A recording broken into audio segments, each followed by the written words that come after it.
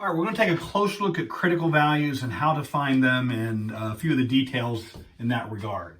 And we want to consider two scenarios. So let f of x be continuous on the closed interval AB. And so I want to consider two scenarios. Now, there are many, many more than this, but two basic scenarios. Every other scenario is a variation on this theme. Once we understand what's happening here in these basic scenarios, everything else is this with a little bit of icing on it. So I want to consider two scenarios.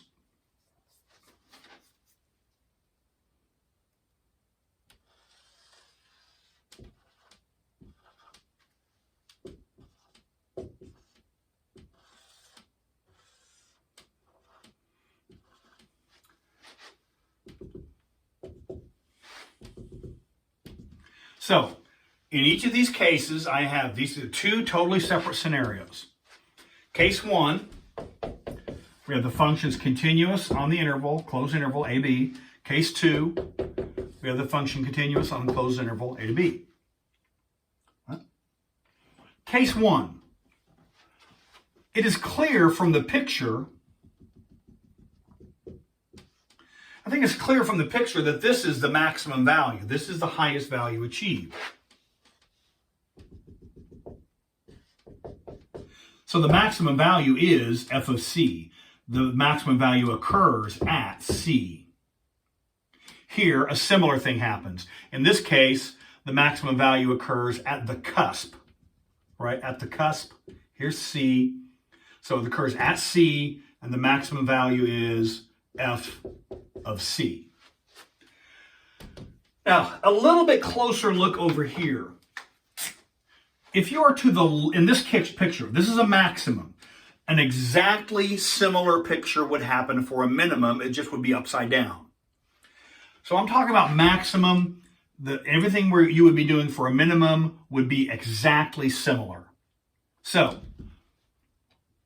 for a maximum, if you're to the left of C, look at these tangent lines. Remember, calculus is all about tangent lines so far. All those tangent lines have one thing in common. Their slopes are positive. I'm going to say over here in this region, the slope is positive. It's greater than 0. No matter how close you get, so long as I stay strictly to the left of C, all those slopes are positive. However, as soon as you get to the right of C, right? If we move over here to the right-hand side, then these become the slopes, he said, not being able to draw his picture very well. So these become the slopes. Now, all those slopes have something in common. All those tangent lines have slopes. All of these slopes, right, they're going downhill. See, we're going downhill. Those slopes are less than 0. Here, the slopes are positive. Here, the slopes are negative. If it's positive over here and it's negative over here, this is the intermediate value theorem. If it's positive over here and it's negative over here, what must happen at that point? It's not too hard to convince yourself, and we will demonstrate this, or we'll work with this in the future in just a bit. At that point, the tangent line is horizontal. It changes from going uphill, and then for an instant, instantaneously, it is horizontal. And then anything to the right-hand side, the slopes are negative.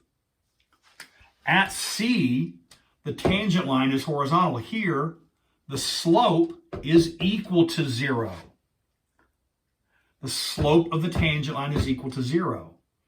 But remember, the slope of the tangent line, that's the same thing as the derivative evaluated at C. That is the slope.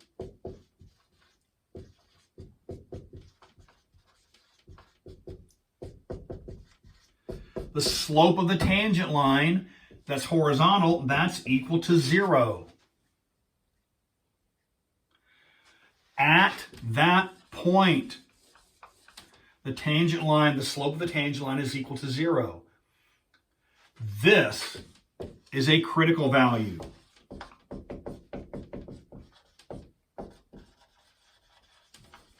In fact, this first type of critical value is called a type 1. Type 1 critical value is this.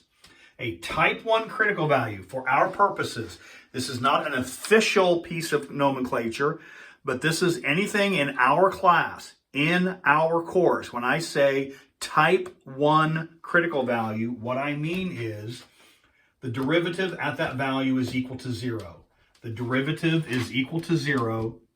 That's what it means to be a type 1 critical value.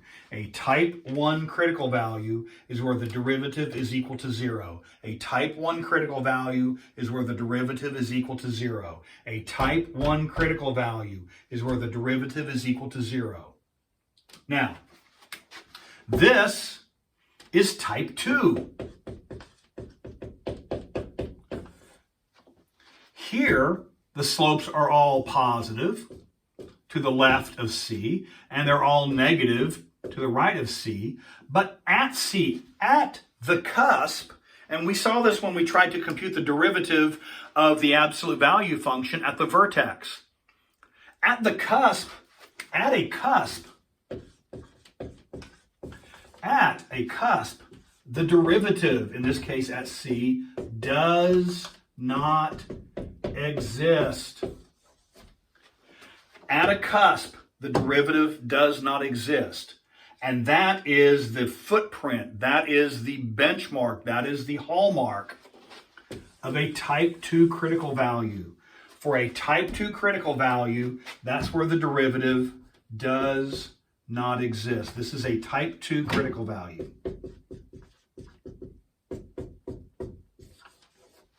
Type 1 critical value, the derivative is equal to 0. Type 2 critical value, the derivative does not exist. Type 1 critical value, the derivative is equal to 0. Type 2 critical value, the derivative fails to exist. Those are the only, for our purposes, those are the only two types of critical values that we'll work with. Sometimes they're called critical numbers. The textbook uses the phrase critical numbers. I will use critical values. Type 1 critical values are where the derivative is equal to 0. Type 2 critical values are where the derivative fails to exist. And for our purposes, those are the only two kinds of critical values.